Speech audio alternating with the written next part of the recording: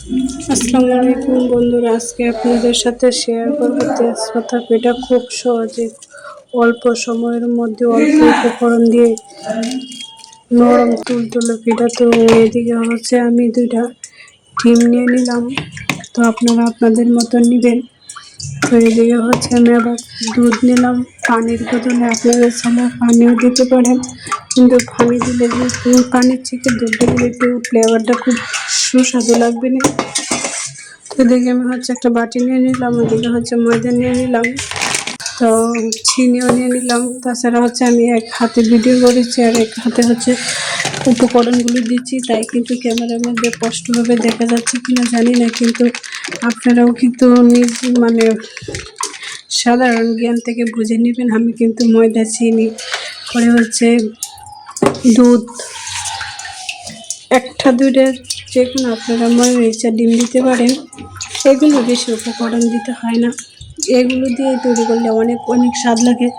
তো এদিকে কিন্তু আমি দুধ দিলাম, দুধটা কিন্তু নর্মাল, আপনারা আবার গরম দিয়ে যাবেন। গরম দিলে আগে গরম করে পরে হচ্ছে দেবেন। যদি গরম দেন তাহলে কিন্তু ময়দাটা একবারে জটকে লেগে যাবে, পিঠা হবে না। তো এদিকে হচ্ছে আমি ভালোভাবে গুটিয়ে নিলাম, একবারে ওখানে কিন্তু আবার দানা দানা থাকলে কিন্তু আবার হবে, দানা দানা তেজপাতাটার মধ্যে হবে না আর কি। ওই জন্য একবারেই গোটাটা ভালোভাবে দিয়েছি, 2-3 মিনিটের জন্য রেস্ট করে রেখেছি। তো আপনারা চাইলে বেশি সময় রাখতে পারেন, কিন্তু আমার সময় অল্প করে আমি অল্প সময়ের মধ্যে তৈরি করে নিলাম বিকালের নাস্তা। তো এদিকে হচ্ছে আমি 2টা তেজপাতা নিলাম, আমি 2টা পিঠাই বানাবো, বড় বড় দেখে 2টা পিঠা বানাবো। তো এদিকে হচ্ছে আমি কড়াইয়ের মধ্যে তেল দিলাম, এখন হচ্ছে আমি তেজপাতাটা হচ্ছে এই যে গুলাটার মধ্যে, ডোটার মধ্যে হচ্ছে আমাদের এলাকায় কিন্তু গুলাও বলে, ময়দার গুলায়, যে কোনো ফিডার গুলা বলে, আবার ডো বলে। যাই হোক, যে ঝাড়, সব দেশের আঞ্চলিক ভাষা তো আর সমান না, কিন্তু আপনাদের দেশের আঞ্চলিক ভাষা কেমন অবশ্যই কমেন্টে জানাবেন। তো এদিকে হচ্ছে আমি তেল যেহেতু গরম হয়েছে, তেলের মধ্যে এখন আমি তেজপাতাটা দিয়ে দেব। আপনারা আমার কথা থেকে ভিডিওটা খেয়াল করে দেখেন, খুব সুন্দর, খুব মজাদার একটা রেসিপি, খেতে অনেক অনেক স্বাদ লাগে, আমার ভীষণ স্বাদ লাগে, আমার মেয়েও পছন্দ করে, আমার হাজব্যান্ডও পছন্দ করে। তাছাড়া এই পিঠাটা বানাইতে কিন্তু ওর উপকরণও খুব কয়েকটা, ডিম, দুধ, দুধ না দিলেও চলে, পানি দিলেও চলে। তাছাড়া কিন্তু বেকিং পাউডার এইগুলো না দিলে, একবারে না দিলেও চলে, একবারে অল্প উপকরণ বললেই চলে। তো এর চেয়ে আর সহজ রেসিপি তো আর হতেই পারে না, এত পরিমাণ মজা, আর অনেক অনেক মজা পিঠাটা। তো আমি কিন্তু ওই পাশটা আর ওই পাশ ভালোভাবে ভেজে নিচ্ছি, একটু লাল লাল করে নিচ্ছি, আপনারা আপনাদের মতন করে নেবেন। তাছাড়া ভিডিওটা আপনারা খেয়াল করে দেখেন, আমি কিন্তু একটু পরপর নাড়া দিচ্ছি, কারণ হচ্ছে যাতে পুড়ে না যায়। তো দেখতেই থাকুন, সাথেই থাকুন। তো এদিকে হচ্ছে আবার ওই ডোর মধ্যে আবার চুবিয়ে নিব। তো আপনারা হচ্ছে চাইলে আর একটু কড়া করে বাছতে পারেন, কিংবা আর একটু কম কড়া করেও বাছতে পারেন, কিন্তু আমি একটু হালকা একটু লালডি সাইজে রাখেছি, যাতে কাটার সময় একটা সুন্দর একটা কালার আসে আর কি। যাই হোক, তো এদিকে দেখেন আমার পিঠাটা কিন্তু আস্তে আস্তে বড় হচ্ছে। আপনারা চাইলে কিন্তু এরকম থাকতেও নামিয়ে নিতে পারেন, একটা পিঠা ধরতে পারেন, কিন্তু আমি এটার একবারে বেশি বড় করে পিঠাটা তৈরি করবো বিদায় একটা পিঠায় 2টা পিঠা বানাবো এই সবটাগুলা দিয়ে।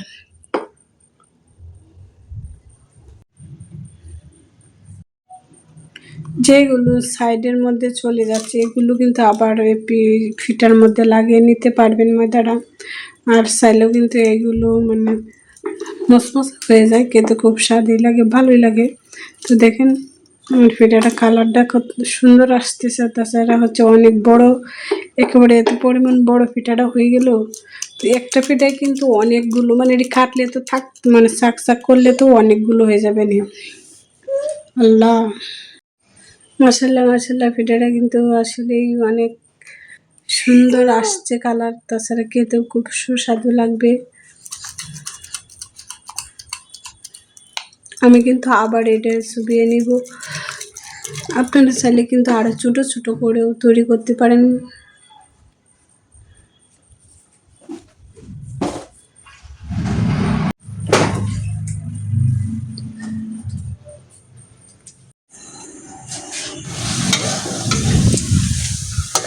এদিকে কিন্তু আমার তেল কিন্তু একটু কমে আসছে, কারণ হচ্ছে অনেক বড় বড় পিঠা হচ্ছে, তো ওই জন্য তেলটা কিন্তু একটু কম।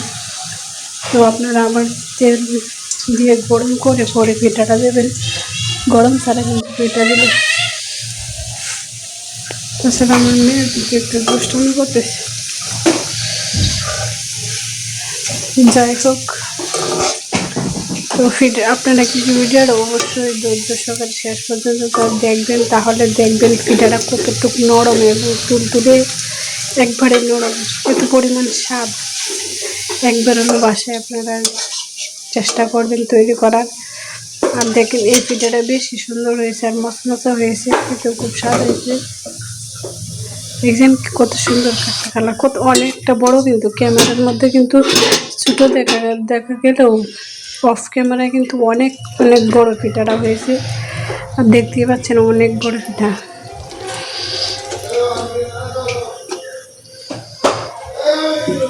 আমি যেভাবে ডোরা লাগিয়ে নিচ্ছি, আপনারাও কিন্তু শেষের দিকে কিন্তু ডোরা সহজে লাগতেছে না, বলতে পিঠাটা একটু বড় হয়ে গেছে, তো তাই আপনারাও এরকমভাবে লাগিয়ে নেবেন।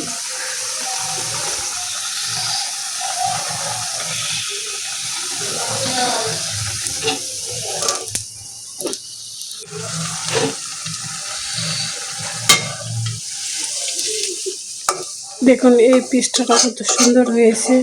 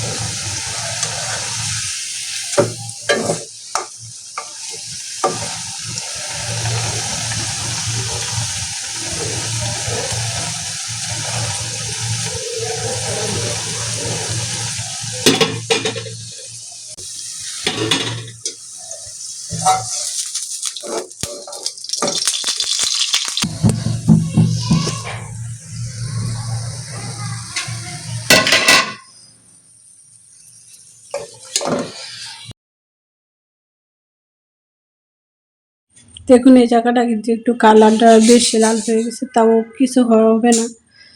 তো আমি কিন্তু এখন নামিয়ে নিয়েছি, আপনারা তো দেখতেই পাচ্ছেন। তো আমি কিন্তু এখন আরেকটা তৈরি করে নিচ্ছি। দেখেন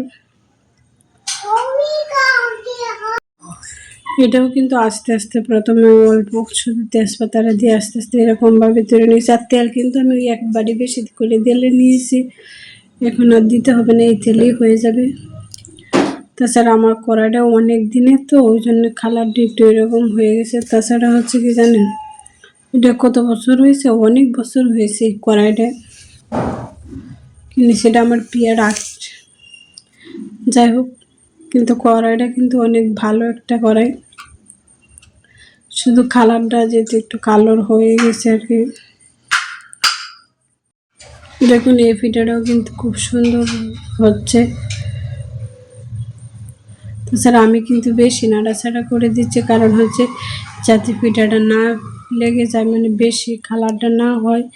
যদি নাড়াচাড়া একটু কম করি তাহলে কিন্তু আবার পুড়ে যেতে পারে, তাই হচ্ছে নাড়াচাড়ার উপরেই রাখতেছি। আর আমারও একটা অভ্যাস কি জানেন, তরকারি যখন রান্না করি তখন একবারে মশলা একবারে এত পরিমাণ কষায় কষায় কষায় কষায় করে মিহিন করে নিই। ওভাবে কিন্তু তরকারি আরো বেশি স্বাদ লাগে, আরো মানে ভালোভাবে মশলা লাগে আর কি তরকারির মধ্যে। মাশাল্লাহ মাশাল্লাহ, দেখুন আমার কিন্তু দুইটাই পিঠা রেডি হয়ে গেছে। তাছাড়া এখন আমি হচ্ছে পরিবেশন করে নেব, মানে কেটে নেব, চাকচাক করে কেটে নেব। তো আমি একটু চাকু নিলাম, তো দেখেন অনেক সুন্দর একটা কালার আসছে, তাই না? আর খেতেও অনেক অনেক সুস্বাদু আর একবারই নরম। যদি ওটার মধ্যে হচ্ছে খাবার সোডা দেওয়া যায় তো তাহলে আরও বেশি নরম হতো, কিন্তু আমি খাবার সোডা একটু কম যেই নেই, বলতে আমার ছোটো বাচ্চা খাবে তো। তাছাড়া আমার বাচ্চারা এখন পর্যন্ত ওগুলো খাওয়াই নেই, এই জন্য আমি দিই নেই। ওর বয়স তো অল্প হয়েছে না। যাই হোক, আপনাদের মতন আপনারা দেবেন, দেখেন একেবারেই নরম।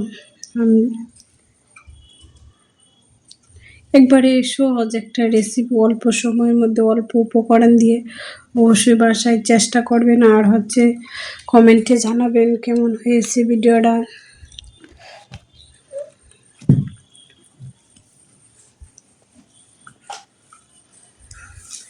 এখন হচ্ছে আমরা সবাই মিলে, আমি কিন্তু কেটে আপনাদেরকে একটা একটা করে পিস দেখাচ্ছি কীরকম নরম হচ্ছে, দেখেন।